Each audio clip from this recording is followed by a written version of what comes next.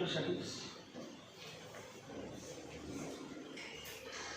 सगळ्यात सुरुवातीला त्याला formula Coulomb's law. Coulomb's law F equal to 1/4πε0 Q1 into Q2 upon R square. The F proportional Q1 into Q2 upon R square. F proportional Q1 into Q2 upon R square. 1/4πε0 equal to 9 into 10 is to 9. 9 into 10 is to 9 Newton meter square per coulomb square. Epsilon naught 8.85 into 10 is to minus 12 minus 12 coulomb square per Newton meter square.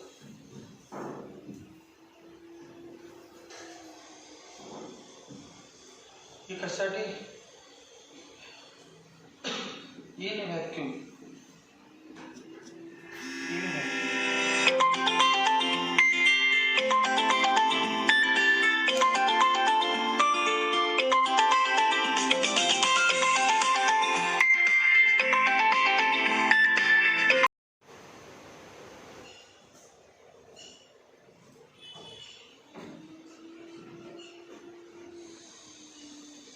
हा formula coulombs लॉचा समजा vacuum मध्ये in vacuum म्हणजे F vacuum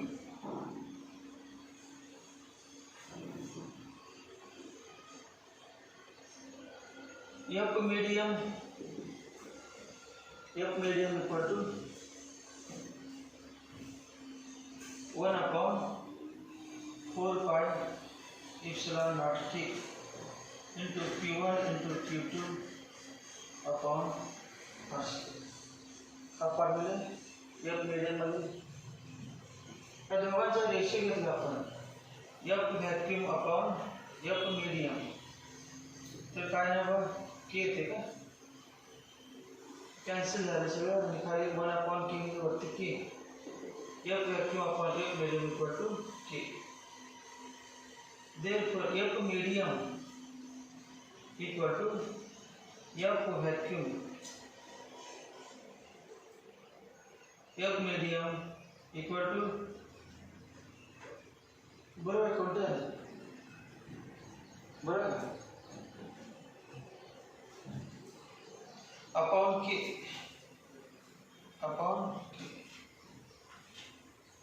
F medium equal to F vacuum upon K. कुठल्या पण medium मध्ये force कमी असते पण K ची व्हॅल्यू ग्रेटर दॅन 1 असते. For any medium K greater than 1 K 1 पेक्षा जास्त असते. याला काय नाव आहे रिलेटिव्ह परमिटिव्हिटी मग K equal to epsilon upon epsilon 0 हा formula epsilon equal to epsilon 0 K किंवा epsilon naught K equal to epsilon upon epsilon 0.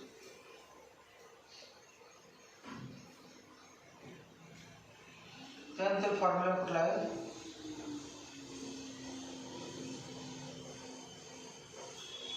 Electric फील्डचा electric field at a point the electric intensity at a point in electric field is given by it is the force acting on force upon charge. The F equal to the force per unit charge. Force per unit charge.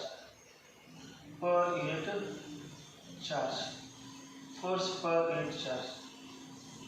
Unit माहित आहे Newton पर coulomb. त्याचे दुसरे unit आहे volt पर metre. Electric इंटेन्सिटीचा दुसरा formula काय आहे dV by dx minus dV by dx याचं unit काय वोल्ट अपॉन मीटर म्हणजे volt per meter, volt per meter or Newton per coulomb, volt per meter or Newton per coulomb. Electric इंटेन्सिटीचा formula आत्ताच आपण सांगितलं की एफ हा एफचा लिहितो F equal to 1/4 pi epsilon naught K into Q into Q0 upon R square. Q0 म्हणजे small free positive charge. दोन charges आहेत Q आणि Q0, दोघांनी एकमेकावर लावलेला फोर्स F आहे. Therefore F upon Q0, त्यातला Q0 चार्ज फ्री आहे आणि फ्री चार्जवरती Q या चार्जवर फोर्स लावला. मग F upon Q0 equal to 1/4 pi epsilon 0 into Q upon R square. आणि हे काय आहे E. मग E चा फॉर्म्युला काय 1/4 pi epsilon 0 into Q upon R. This is expression for electric intensity at a point. This is expression for electric intensity at a point at distance r due to point charge. समजा आपण point charge घेतला कुठला Q आणि याच्यापासून किती distance r distance वरती आपण electric field काढायचं कुठलं E. त्याचा फॉर्म्युला हा आहे. हा फॉर्म्युला समजा Qच्या ऐवजी आपण काय घेतला स्फिअर घेतला.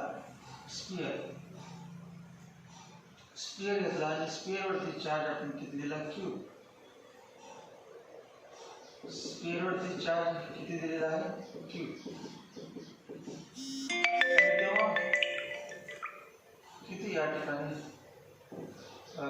इलेक्ट्रिक फील्ड तेवढंच असते ना. E डिस्टन्स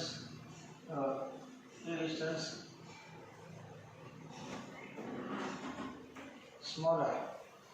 फॉर्म्युला दोघांचे एकच माहिती. स्पेअरला पण पॉइंट चार्ज समजायचे आणि सेंटरला ठेवा. चार्ज किती आहे दोघांवरती. हा पण प्लस Q चार्ज आहे, हा पण प्लस Q चार्ज आहे. दोघांचा फॉर्म्युला काय सेम. दोघांचा फॉर्म्युला कुठला हाच. आपण गॉस थेरममध्ये गॉस लॉ पण झाली की ॲप्लिकेशन ऑफ गॉस लॉ मध्ये हा फॉर्म्युला काय फॉर्म्युला दोघा ठिकाणी E चा E equal to 1/4 pi epsilon naught K into Q upon R square. Q upon R square. Sphere घ्या नाही तर पॉइंट चार्ज घ्या. दोघांचा formula outside the sphere same आहे. Outside the sphere same.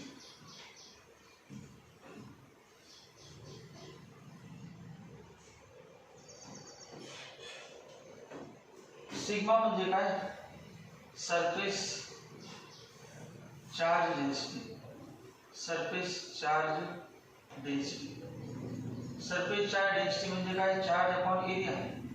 Charge per unit area. Charge per unit area म्हणजे charge Q असेल upon area E. Therefore Q equal to काय ना सिग्मा इंटू A. तुमचं स्फिअरचा charge area किती आहे 4 pi square. Sigma into 4 pi capital R square. Radius किती आहे capital R. Therefore E equal to काय ना 1/4 pi epsilon naught K into Q म्हणजे काय sigma into 4 pi capital R square. 4 pi cancel. Therefore E equal to sigma R square upon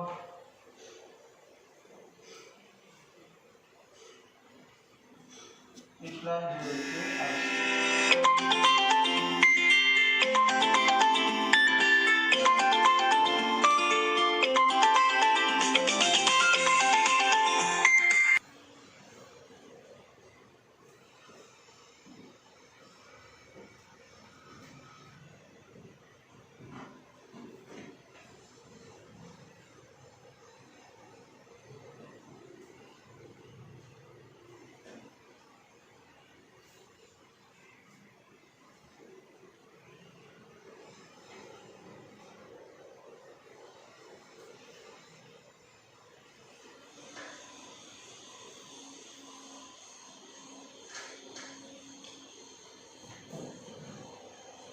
if small r equal to capital R, if small r equal to capital R, E equal to sigma upon epsilon 0 k.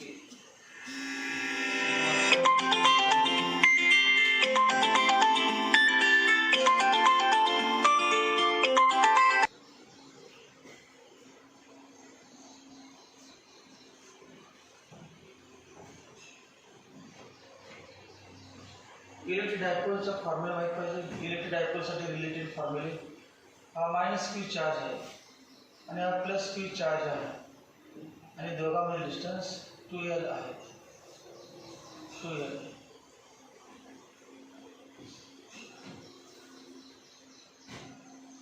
Formula असा आहे electric dipole मोमेंटसाठी. Electric dipole moment, electric dipole moment, electric dipole moment P equal to Q into 2l. P equal to Q into 2l.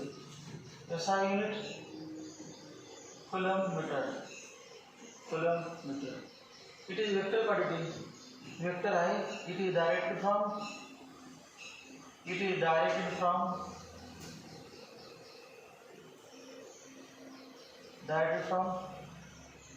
minus q to plus q. It is directed from minus q to plus q. From negative to point to minus q to plus q. So हा electric dipole electric field मध्ये ठेवला. हा electric dipole आहे, minus Q charge आहे, plus Q charge आहे. Force असणार किती QE, force किती QE या असेल QE फोर्स.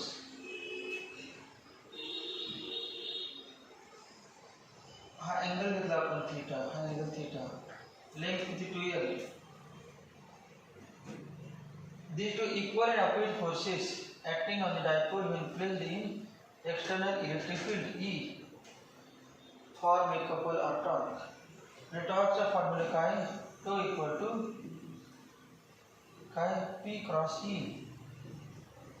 टॉर्कचा फॉर्म्युला काय P क्रॉस E किंवा P tau equal to PE sin theta. PE sin theta equal to P म्हणजे Q into 2l into E sin theta. Torque unit का माहित आहे SI unit of torque.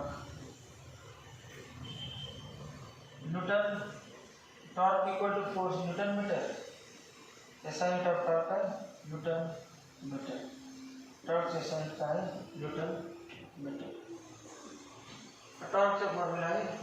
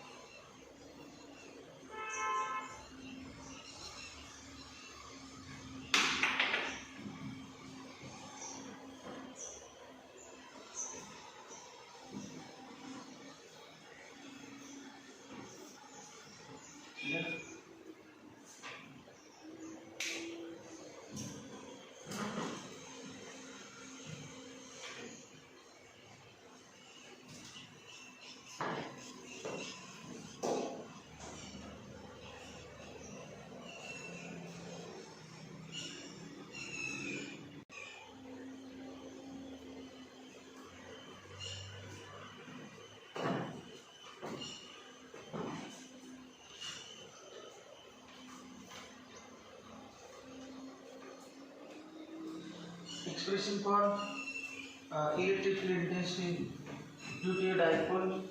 इसमें dipole घेतला charge minus P आणि हा charge plus P. Equatorial point घेतला आणि ॲक्सियल पॉइंट. इक्वेटोरियलवरती पॉइंट P घेतला आणि डिस्टन्स सेंटर O आहे, हे डिस्टन्स L, हे डिस्टन्स L आणि डिस्टन्स R. यावेळेला पण डिस्टन्स आपण R घेतला. Point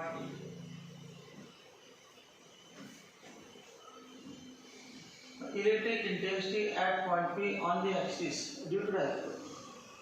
Electric intensity at point P on the axis due to dipole is काय फॉर्मॅट आठवतो E axis equal to 1 upon 4 pi epsilon 0 2p upon rq. That formula 2p upon rq, 2p upon rq, and E equator equal to 1 upon 4 pi epsilon 0 into p upon rq, p upon rq. Equator वरती हा formula आहे.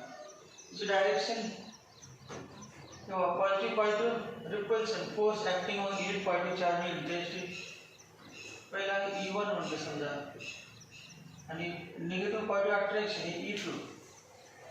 तर तुम्हाला माहिती आहे positive charge resistance कमी आहे त्यामुळे Q मुळे फोर्स जास्त आणि मायनस Q मुळे अट्रॅक्टिव्ह फोर्स कमी आहे. त्यामुळे नेट फोर्स कुठल्याही असणार नेट इंटेन्सिटी E एक्सिस ची डायरेक्शन कशी असते in the direction of dipole moment P vector P ची डायरेक्शन E एक्सिस ची डायरेक्शन सेम असते. या पॉइंट ठिकाणी positive negative force acting on lead particle charge यायचं असणार E2 मध्ये positive repulsion force acting on यायचं असणार E1 म्हटलं. दोघांचा पॅरलल कम्प्लीट केला तर असे डायरेक्शन आहे. ही कुठली E इक्वेटरची डायरेक्शन बघा कसं अपोजिट टू P. E इक्वेटरची direction opposite to P. E axis is along vector P. E equator is opposite to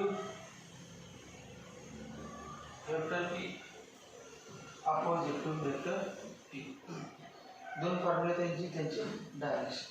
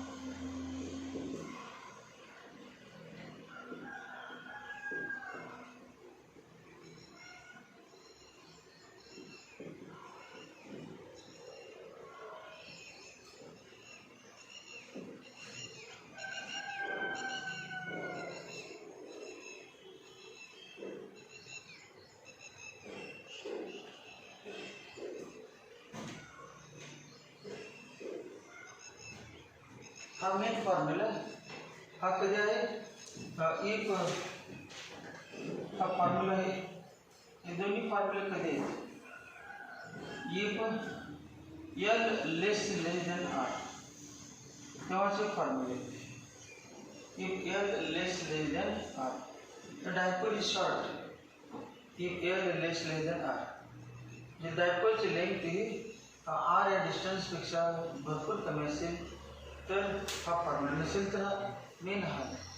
याच्यावरून आपण L 0 घेतल्यानंतर मग L 0 घेतली का फॉर्म्युला.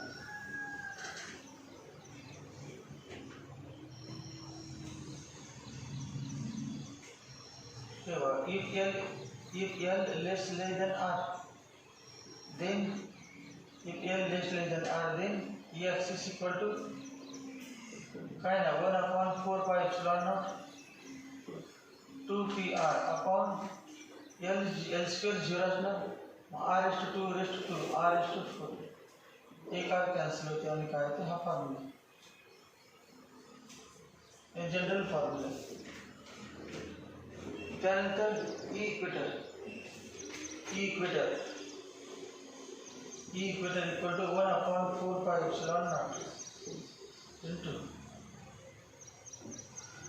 जनरल फॉर्म्युला इक्वेटरचा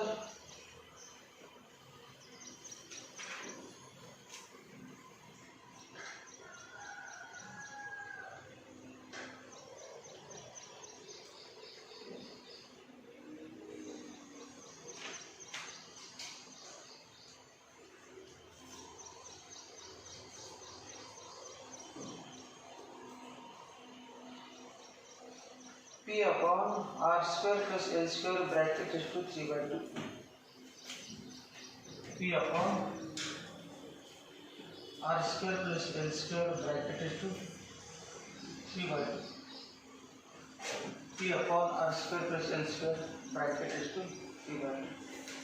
बघा L less than 1 घेतलं तर L square 0, L r/2 raised to 3/2 2 arcuate. These are the general formulae. That equator and e-axis कधी कधी याचा उपयोग सोडवा लागतो एक्झामला.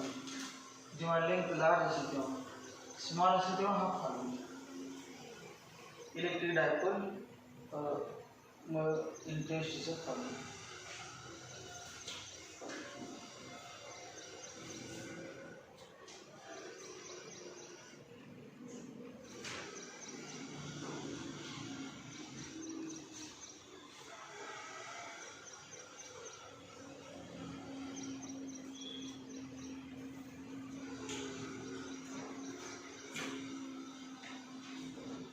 एक पॉइंट में क्वांटाइजेशन ऑफ चार्ज,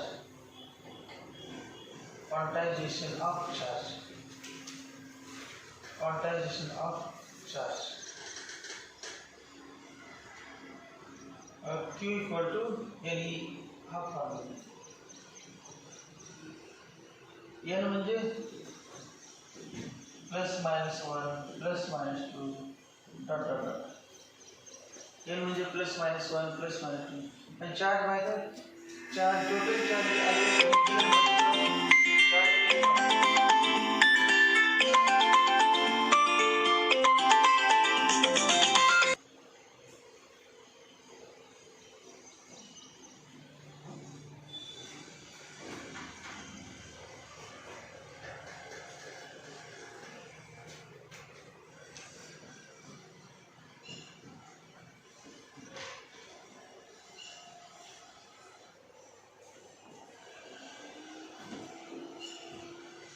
त्याच्यानंतर एक पॉइंट आहे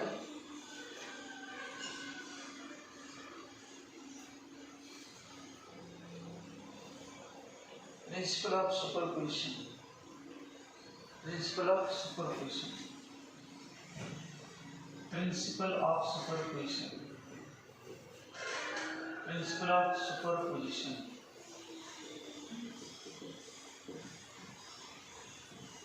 principle of superposition Principle of superposition of forces. Forces है. Principle of superposition of forces. Forces.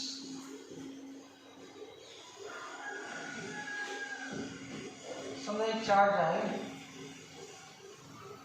हा कुठला क्यू किंवा क्यू झिरो आणि त्याच्यावरती फोर्सेस लावलेले आहेत दुसरे त्याच्यापासून आर इतका डिस्टन्स R1 डिस्टन्सवरती तर इथे चार्ज आहे दुसरा हा Q1 नंतर इथून या बाजूला चार्ज आहे Q2 इथून वरच्या बाजूला चार्ज आहे तर Q3 आता Q1 आणि Q0 मध्ये फोर्स आहे force is exerted by Q1 on Q0 identical charges आहेत कुठल्याही फोर्स असणार पॉझिटिव्ह रिपल्शन या फोर्स असणार फोर्स कुणावर लावलं किंवा समजा याला 1 म्हणतो याला 1 याला 2 याला 3 आणि याला 4 म्हणतो force is exerted on 1 by 2 force is exerted on 1 by 2 force is exerted on 1 by 2 तर डिस्टन्स किती म्हणायची R12 म्हणायचं R21 म्हणायचं डिस्टन्स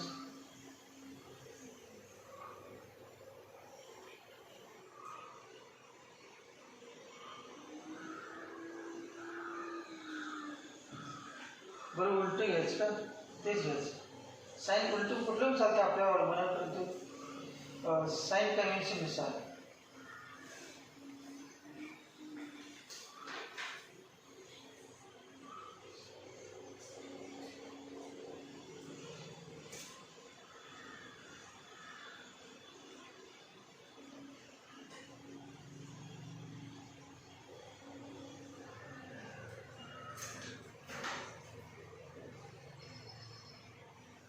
महत्वाचा युनिट वेक्टर आहे युनिट वेक्टर कुठला घ्यायचा युनिट वेक्टर डिस्टन्स R12 मानलेला असतं कोणताही नाही डिस्टन्स R12 तर वेक्टर फॉर्म मध्ये r पाहिजे आपल्याला r मग r ची डायरेक्शन r पुन्हा दिशेने घ्यायचं F12 च्या दिशेने मग F12 च्या दिशेने r पाहिजे असेल तर काय करायला पाहिजे F12 दिशेने असेल तर हे कुठलं F4 दिशेने समजा इथे मी दाखवलं असं हा r आहे त्याच्या पायाशी काय द्यायचं r च्या पायाशी हे R12 आहे डिस्टन्स वेक्टर नाही दिलं मॅग्निट्यूड आहे R12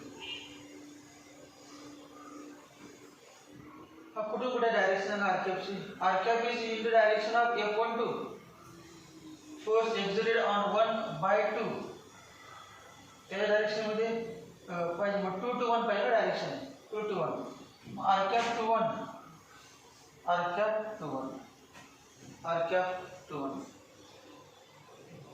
मग कुलम्स ला आपल्याला काय सांगा बरं F12 equal to 1/4π0 Q1 into Q2 upon R12 square into r to 1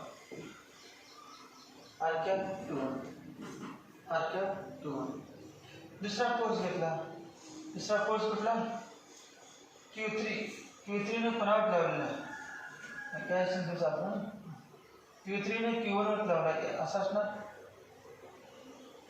हा फोर्स याचं नाव काय force on 2 by 3 F13 force F13 force Q3 लावला बघ आता याचं नाव R13 म्हटलं R13 मॅग्निट्यूड आणि युनिट वेक्टर कुठे पाहिजे 3 to 1 F13 च्या दिशेने मग हे काय 3 to 1 r 31 फॉर्म्युला काय नाव F13 equal to 1/4π0 Q1 into Q3 upon R13 square into r 31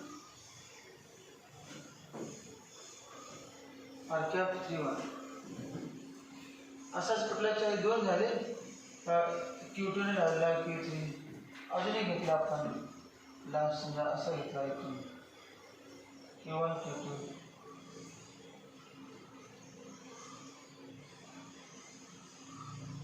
या वरती घेतलं Fn force on 1 by nth charge Fn1 F1n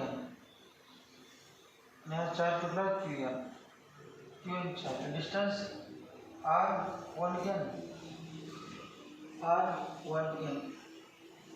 force on 1 by 2 distance आपण R1n लावली मग काय ना बघ F1n equal to 1 upon 4 pi epsilon 0 into Q1 Qn upon R1n square into Rn1 क्या आणि सगळ्यांची सम म्हणजे काय principle of superposition of force जसं आपण साऊंड वेव्ह मध्ये लाईट वेव्ह मध्ये पण नाही का वेक्टर सम करतो डायरेक्ट सगळ्या फोर्सची बेरीज काय करायची त्या दोघांचं नेट बघा बरं समजा या दोघांचा नेट पुढचं येत नाही असं पॅरलॉग कंप्लीट करा किंवा रेक्टँगल कंप्लीट करा असे तो आणि याचा नेट काढायचा ते वेगळा तर त्या वेक्टर सम होते आपोआप ॲड होत जातं असे ना या net force on 1 equal to F12 plus F13 plus dot dot dot plus F1n हा फॉर्म्युला मग सगळ्यात कॉमन काय 1 upon 4 pi epsilon 0 into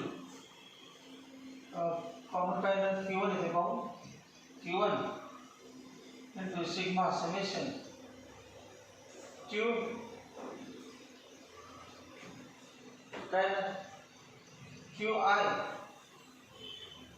QI upon R काय ना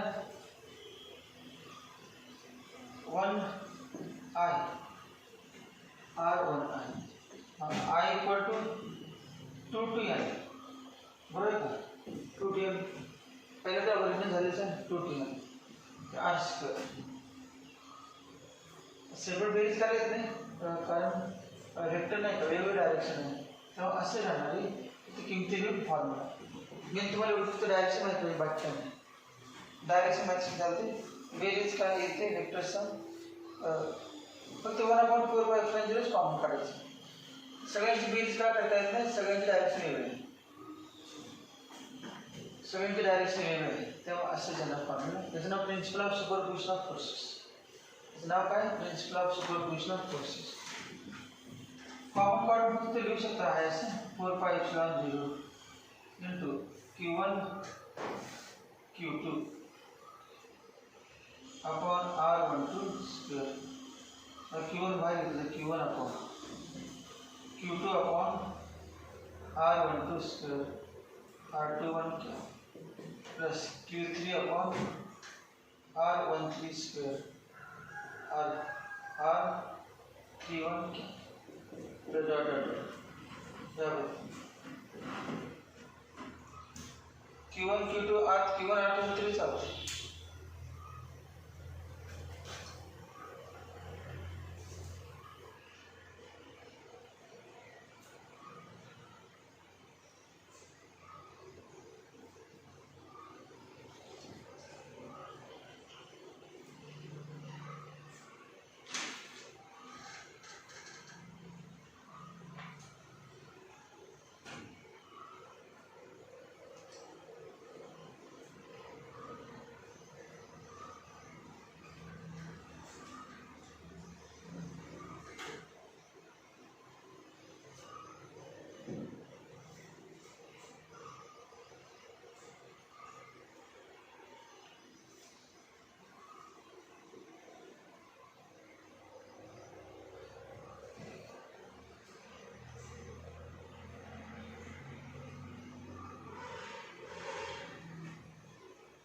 हे खालीच नाही ते 1 2 ला किंवा 2 ला मॅग्निट्यूड आहे R12 ला तर 2 दोघांना अंतर आहे स्क्वेअर नाही का मॉड्युलस आहे पण इथे काय लिहायचं उलटं लिहायचं 1 to 2 1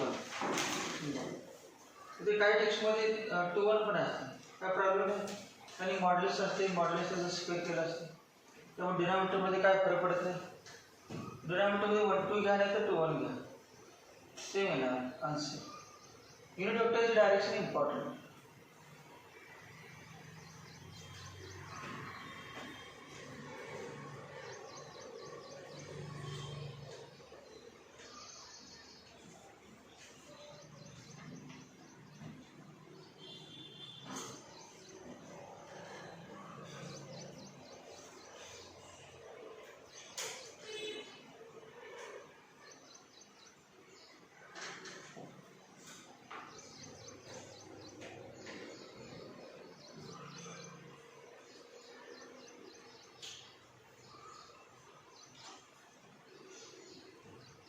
याच्यानंतर आहे इलेक्ट्रिक फ्लक्स.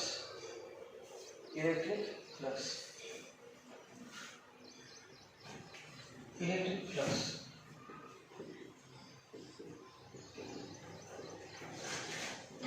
इलेक्ट्रिक फ्लक्सचा सिम्बॉल काय? समजा एरिया आहे, त्या एरियामधून याला एरिया वेक्टर ds म्हणतात. एरिया वेक्टर ds आणि इलेक्ट्रिक फील्डची डायरेक्शन समजा असे असेल. क्या असेल इलेक्ट्रिक फील्डची डायरेक्शन, अँगल किती आहे थीटा.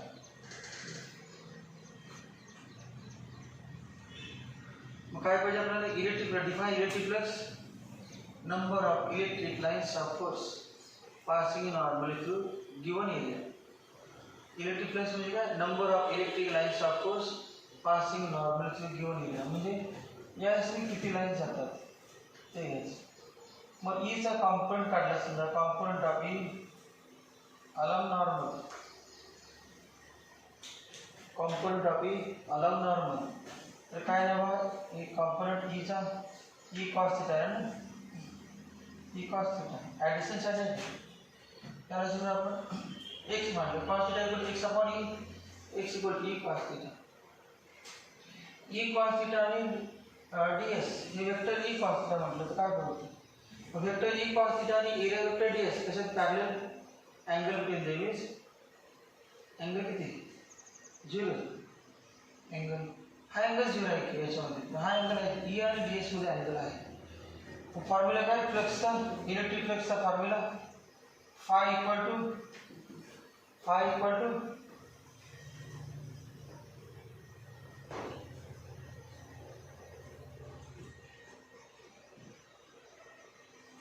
बर युनिट एरियामध्ये किती लाईन्स पास असतात? ई. युनिट एरियामध्ये ई लाईन. युनिट एरियामध्ये किती लाईन्स असतात? ई.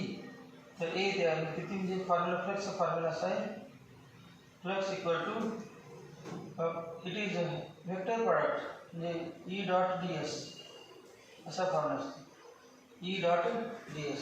ई डॉट ds लिहिण्याचा सध्या E number of lines of force passing normal through unit area. युनिट एरियामध्ये किती? E cos theta.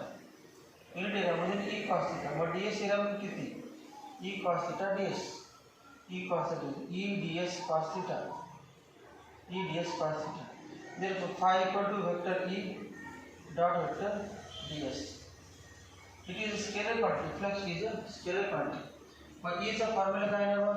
if theta equal to 90, if theta equal to 0, if theta equal to 0, theta equal to 0 म्हणजे काय? Diagram असेल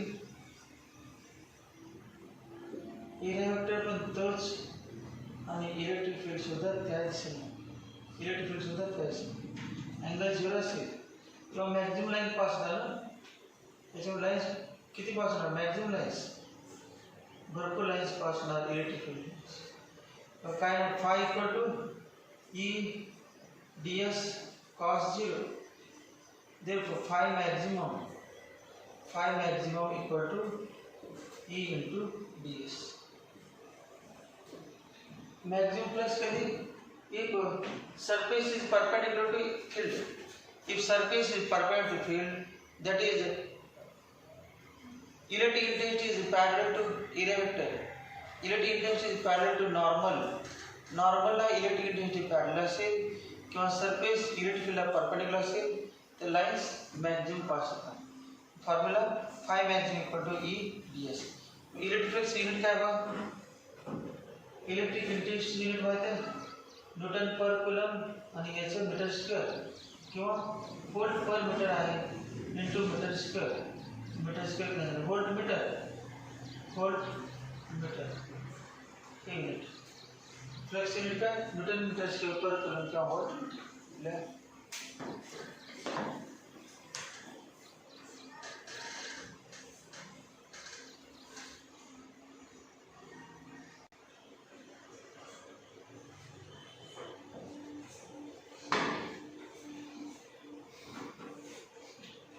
Gauss law आपल्याला statement पाठ पाहिजे काय माहीत पाहिजेच परंतु फॉर्म्युला महत्त्वाची आणि एमसीक्यू आपण घेतले एमसीक्यू माहीत आहे काय एमसीक्यू चुकत पण होते थोडी असते एमसीक्यू घ्यायचे गॉस लॉची किती लाईन्स पास होतात इन्क्लूड सरफेसमधून रेडियस वाढवल्यानंतर किती लाईन्स इतकी रेडियस असेल स्पिअरची तर इतक्या लाईन्स पास होतात रेडियस डबल केलं तर किती लाईन्स पास होतील त्याच्यावरचे एमसीक्यू आपण सीईटीच्या आपल्या टेस्टमध्ये पण झालं की 12वी टेस्टमध्ये पण होते जर्मन एमसीक्यू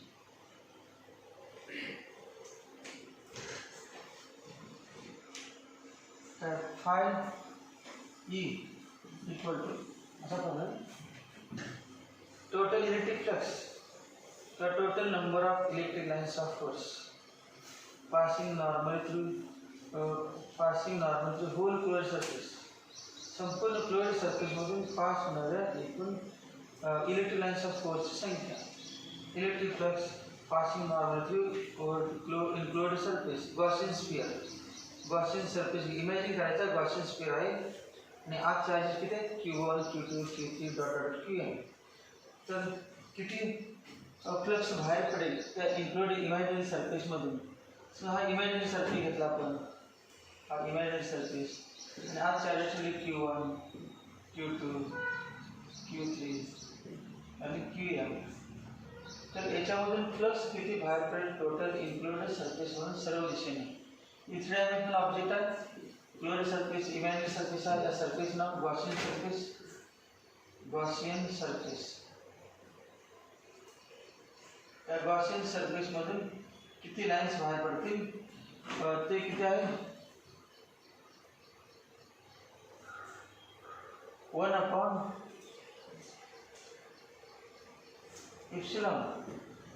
बरोबर इप्सिलॉन 0 किंवा व्हॅक्यूमसाठी इप्सिलॉन 0 मीडियमसाठी 1/ε इंटू काय summation Qr I equal to 1 to n म्हणजे phi E equal to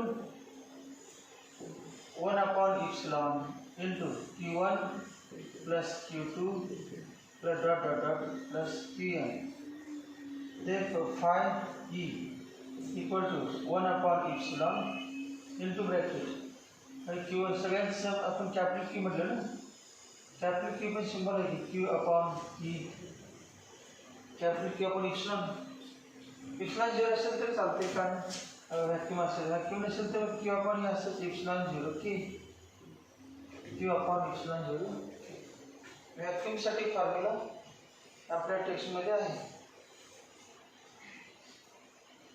epsilon 0 आता व्हॅक्यूम असं पण साइन असते प्लस आणि minus phi E equal to plus Q upon E epsilon आणि phi E equal to minus Q upon epsilon याचा अर्थ काय प्लस आणि मायनसचा अर्थ काय प्लस म्हणजे काय आउट ऑफ बाहेर जाणार आणि मायनस म्हणजे काय लाईन्स आत येणार समजा 100 लाईन आत 100 लाईन बाहेर गेल्या आणि 20 लाईन आत आले तर टोटल नेट काय होणार समजा की या ठिकाणी चार्जेस असे घेतले आपण plus 10 coulomb minus 20 coulomb plus 30 coulomb असे 3 चार्जेस घेतले तर नेट बरोबर त्या प्लसच्या electric lines of course start from positive charge बाहेरचे येणार आणि मायनस मध्ये 8 चा निगेटिव्ह चार्ज आत येणार सगळं इथे चार्ज ठेवला आपण कुठे पण चार्ज ठेवला इथे चार्ज ठेवला तर काय होणार अटॅक होणार नाही यायचं नाही आणि या ठिकाणी कुठे पण चार्ज ठेवला आपण तर बाहेर जाणार, बाहेर जाणार. पॉझिटिव्ह म्हणजे बाहेर जाणार, निगेटिव्ह म्हणजे आत येणार. मग काय ना टोटल 5 E इक्वल टू काय राहायचं 10 plus 30 minus 20 upon epsilon equal to net किती आले 20 अपॉन एप्सिलॉन. ही कुठली सम आहे algebraic sum of all the charges with the sign. Sign is important. Sign घ्यायलाच पाहिजे. पॉझिटिव्ह निगेटिव्ह सगळे पॉझिटिव्ह प्रॉब्लेम असते बेरीज सगळे निगेटिव्ह असेल तरी पण बेरीज positive negative problem. Main formula काय तुमचा 5 E equal to Q upon epsilon 0 असा formula 5 equal to Q upon epsilon.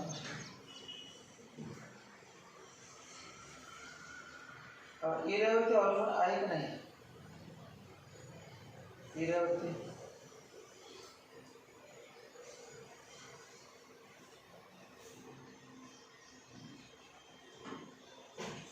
हे बघा फायचा फॉर्म्युला काय ए इंटू ई आणि स्क्वेअर असेल तर काय ना 4π r square into E 4π r square into E. Area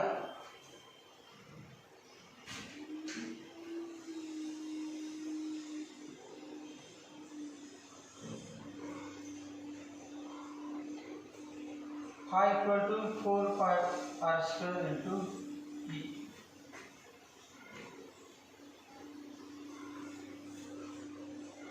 Icha formula सांगा ईचा formula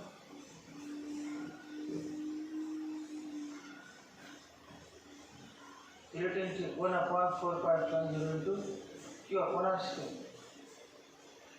Q upon r square.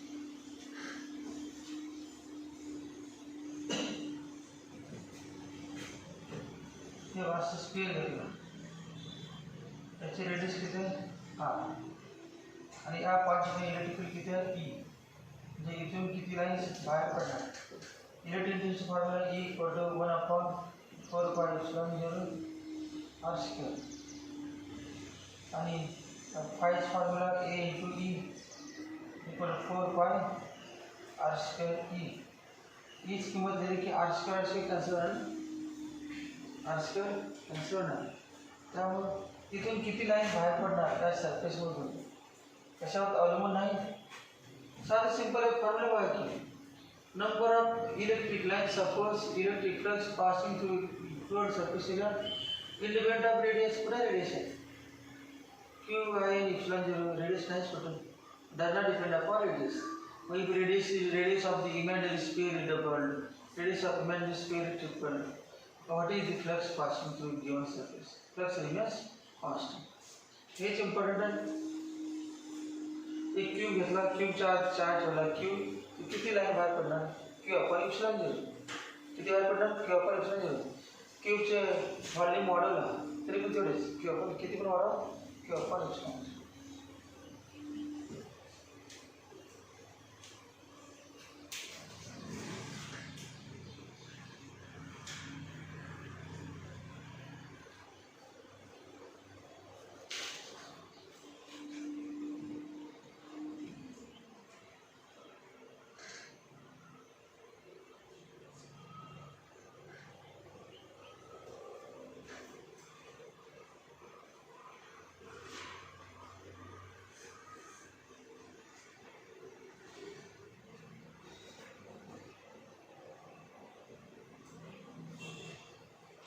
Dipole moment अजून एक युनिट सांगा. Unit of dipole moment debye unit 1 debye equal to 3.33 into 10 to minus 30 3.33 into 10 to minus 30 पुढे काय P equal to Q into 2L formula आणि 1 divide unit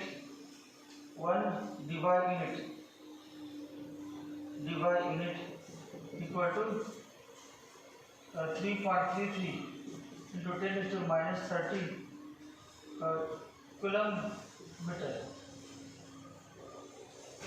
here unit 1 divided 3.33 1 upon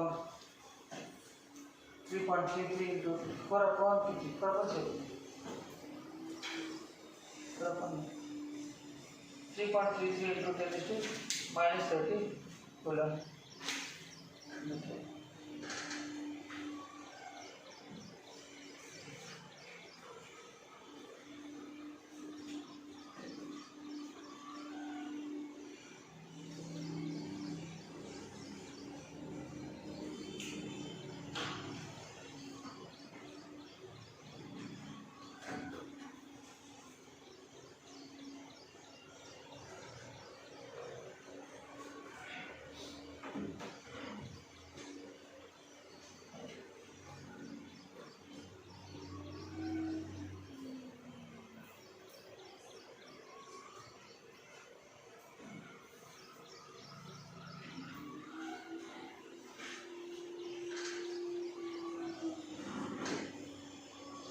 Linear charge density the formula सांगा. Linear charge density. Linear charge density. Symbol lambda लिखा होता है क्या? Symbol lambda. Linear charge density म्हणजे काय? Charge upon length. Charge per length. Charge समजा असं एक थिन युनिफॉर्म रॉड आहे आणि याच्यावरती चार्ज ठेवलेला आहे, त्यावरती सिलेंड्रिकल आहे, तसं चार्ज आहे. तर युनिट लेंथवरती किती चार्ज, तो चार्ज एल लेंथ आहे, एल लेंथवरती किती चार्ज आहे क्यू. तो लेंथ माहीत नाही मला, इन्फायनाइट लेंथ आहे. जेव्हा एखाद्या वायरची लांबी इन्फायनाइट असते तेव्हा प्रॉब्लेम होते. इन्फायनाइट असेल तर कसं चार्ज मोजायचं, इन्फायनाइट घ्यायला नाही मग तेव्हा युनिटवरती मानायचं. मग युनिट लेंथवरती किती चार्ज सिग्मा, तर तो पण तुम्हाला पाहिजे लेंथवरती काढतो. मग याचं नाव काय, charge per unit length. Charge per unit length. Charge per unit length हे सगळं माहिती आहे. Coulomb per metre, coulomb per metre. आणि दुसरं कुठलं, volume charge density. Volume charge density. Volume charge density symbol rho आहे. Volume charge density. Charge volume म्हणजे काय, संपूर्ण आत समजा एक बॉडी घेतली, त्या व्हॉल्यूममध्ये आत चार्जेस पाहिजे. संपूर्ण बॉडीमध्ये आज चार्जेस पाहिजे म्हणजे बॉडी कंडक्टिंग पाहिजे का नॉन कंडक्टिंग पाहिजे.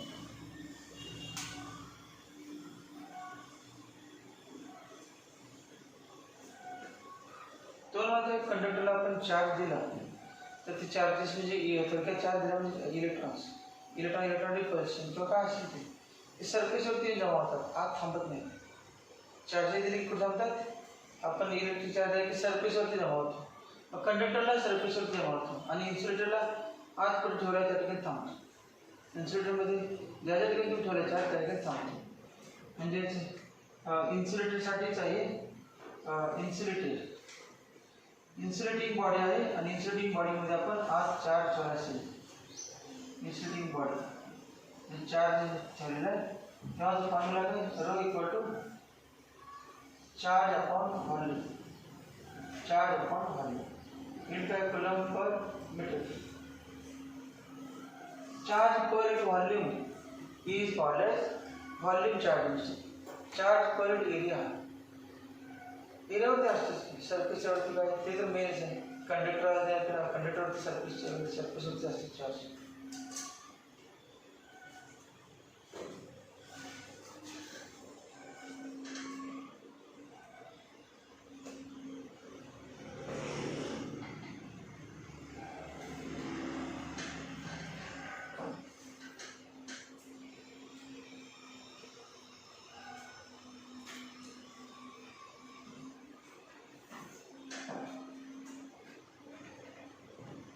ऍप्लिकेशन ऑफ गॉस लॉ मध्ये पहिले ऍप्लिकेशन कुठलं आहे, स्पियरचं. स्पेसला झालं माझं सांगून झालं आपलं. स्पेअरचा सिलेंडरचा हे उपयोग आहे लांबडा. तर असा सिलेंडर असेल तर माहिती तुम्हाला हा सिलेंडर आहे इन्फायनाईट लेंथचा आणि चार्ज प्लस पॉझिटिव्ह चार्ज दिलेला आहे. सिलेंडरवरती पॉझिटिव्ह चार्ज आहे. मग आपण काय करायचं, मध्येच इमॅजिनरी सिलेंडर घेतल्याचं लागेल ना सर. इमॅजिनरी सिलेंडर घेतलं आणि डिस्टन्स किती घेतले, ॲक्सिस आहे, रेडियस असते कॅपिटल आहे आणि डिस्टन्स स्मॉल आहे. इंटेन्सिटी काढायचं, इलेक्ट्रिक इंटेन्सिटी ई. मग आता चार्ज आत एवढ्या भागात चार्ज किती आहे, एवढ्या भागात चार्ज ही लेंथ इमॅजिन मानायचं आपण म्हणा. लेंथ किती घ्यायची एल. आता एल लेंथ घेतली तर फॉर्म्युला आहे आपल्याला त्यानुसार चार्ज किती चार्ज डिस्ट्रीब्यूट झाला आहे दिलेला आहे. युनिट लेंथ आहे काय दिलेला आहे सिग्मा लॅम्बडा इक्वल टू काय Q upon L. Q equal to काय ना लॅम्बडा एल. चार्ज किती आहे टोटल एवढ्या भागात सिलेंडरवरती लॅम्बडा एल. युनिट लेंथवरती क्यू तर एल लेंथवरती किती lambda L. Total charge include by cylinder किती, टोटल चार्ज कॅपिटल क्यू म्हणते किती, capital Q equal to lambda into L. आता सांगा कुठला लॉ आपण गॉस लॉ वापरणार.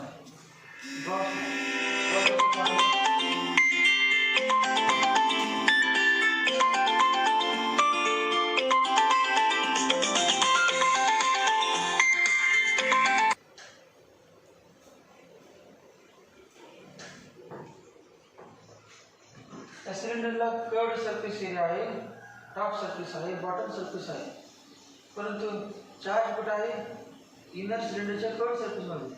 आणि electric lines of force are away normal to surface. अशा जाणार सगळे इलेक्ट्रिक लाईन्स ऑफ फोर्स. त्यामुळे इथून बाहेर पडलेले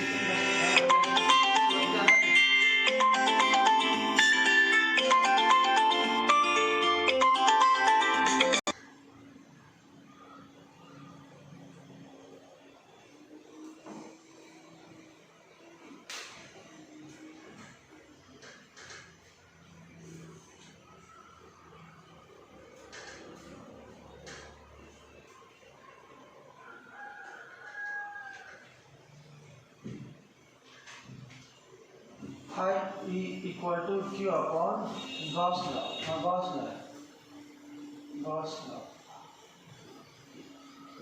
Q equal to lambda म्हणजे charge per length, linear charge. आणि phi equal to A B 2 pi R L म्हणजे curved surface of cylinder. L cancel, therefore E equal to lambda upon 2 pi epsilon 0 R. अजून काय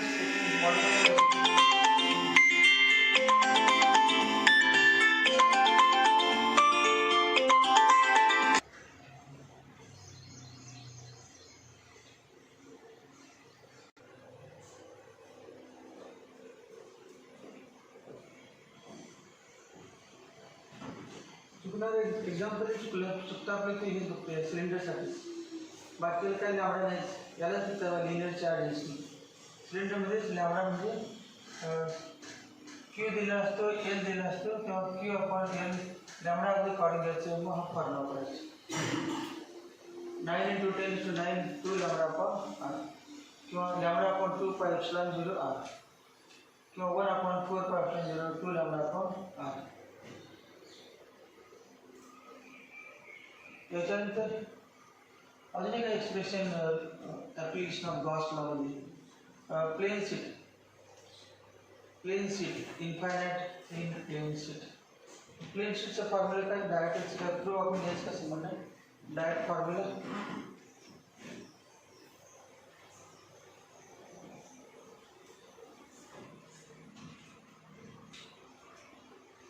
plain seat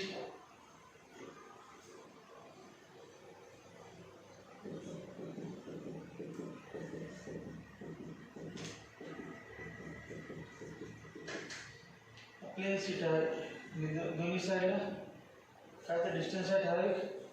त्या डिस्टन्सवरती किती distance किती आहे महत्त्वाचं नाही, दोन्ही साईडला पी, या ठिकाणी इलेक्ट्रिक इंटेन्सिटी ई, या ठिकाणी इंटेन्सिटी ई असते. तर ईचा फॉर्म्युला आहे E equal to sigma upon किती इप्सिलॉन 0 के का 2 इप्सिलॉन 0 के 2 इप्सिलॉन 0 के सिग्मा अपॉन 2 इप्सिलॉन 0 के. तो याच्यावरून पण येतो हा पण घ्यायचं. तिन्ही पण येतात, ते स्पिअरसाठी पण येतं, सिलेंडरसाठी पण येतं, सगळ्यासाठी येतं.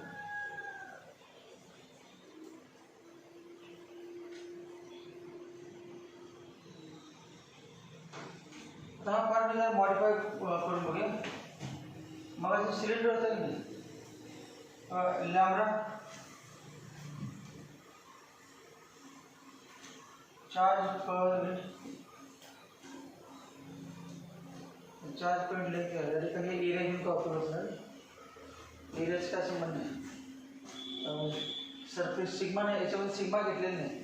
सिग्मा घ्यायला येते, परंतु सगळं तुम्हाला सिग्मा पाहिजे असेल तर लॅम्बडा म्हणजे काय, charge upon length, charge upon length. म्हणजे Q into Q equal to lambda हे झालं. सिग्माचा फॉर्म्युला काय, चार्ज अपॉन एरिया. मग कर्ड सरफेस एरिया आणि त्याच्यावर कर्ड सरफेस एरिया वरती चार्ज. चार्ज किती इतकाच आहे, चार्ज अपॉन एरिया ए, आणि एरिया सगळं सिलेंडरचा curd 2 pi R L capital असेल सिलेंडरचा कर्ड सरफेस एरिया किती 2 पाय आर एल, आणि त्याच्यावरती चार्ज किती क्यू लॅम्बडा एल. बरोबर, लॅम्बडा एल तर चार्ज आहे लॅम्बडा एल.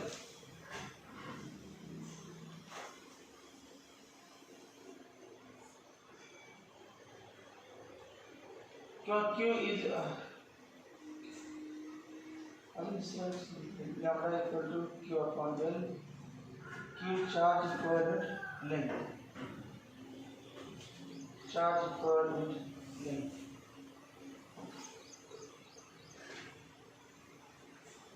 लॅम्बडा एनर्जी असेल त्या बाजूने, लॅम्बडा एनर्जी 2 पाय सिग्मा येतो. लॅम्बडाची किंमत काय ना 2 पाय आर. ते युनिट लेंथवरचे चार्ज लॅम्बडा आहे, त्यामुळे लेंथ 1 घ्यायला कारण लॅम्बडाची चार्ज आणि युनिट लेंथ, लॅम्बडाची चार्ज आणि युनिट लेंथ, सिलेंडरच्या युनिट लेंथवरती लॅम्बडा किती चार्ज. मग त्या सरफेस एरिया किती 2 पाय आर इंटू 1, लेंथ 1 नाही का, ज्या सरफेसवरती चार्ज आहे त्याचा एरिया 2 पाय आर इंटू 1. मग 2 पाय आर इंटू 1, मग lambda equal 2 pi R sigma, 2 pi R sigma. मग ही व्हॅल्यू कुठे दिली आपण या फॉर्म्युलामध्ये, ईचा formula E equal to lambda upon 2 pi epsilon 0 R. Then E equal to लॅम्बडाची किंमत 2 pi R sigma upon 2 pi epsilon 0 R. Cancel. Then E equal to sigma R upon epsilon 0 R. आणि if R equal to R असेल तर काय असेल, if small R equal to capital R, then काय आहे E equal to sigma upon epsilon 0, E equal to sigma upon epsilon 0. आणि के असेल तर मीडियम असेल तर सिग्मा अपॉन इप्सिलॉन 0 के. त्याबरोबर त्या सिलेंडरवरून पण फॉर्म्युला मिळतो की सिलेंडरवरून स्क्वेअरवरून कुठला हा नाही, हा इन्फायनाईट शीटचा अपॉन 2 असतो, बाकी सगळ्याला अपॉन 2 नसते. सिग्मा अपॉन इप्सिलॉन 0 के, सिग्मा अपॉन इप्सिलॉन 0 के. स्क्वेअरच्या पण सरफेसवरती किती असते सिग्मा अपॉन इप्सिलॉन 0 के. आपण स्क्वेअर घेतला आणि स्क्वेअरच्या सरफेसवरती किती होतं सिग्मा अपॉन इप्सिलॉन 0 के. हा फॉर्म्युला. सिलेंडरच्या सरफेसवरती म्हटलं तर सिग्मा अपॉन इप्सिलॉन 0 के. आपण कपॅसिटर घेतले ना, कपॅसिटरच्या 2 प्लेट आहेत बघा, तर प्लेटच्या आतील साईडला किती बाहेर साईडला किती सिग्मा अपॉन इप्सिलॉन 0 के. असं डायरेक्ट लागतं ना, कपॅसिटर 2 प्लेट आहेत, या साईडला किती सिग्मा अपॉन इप्सिलॉन 0 के.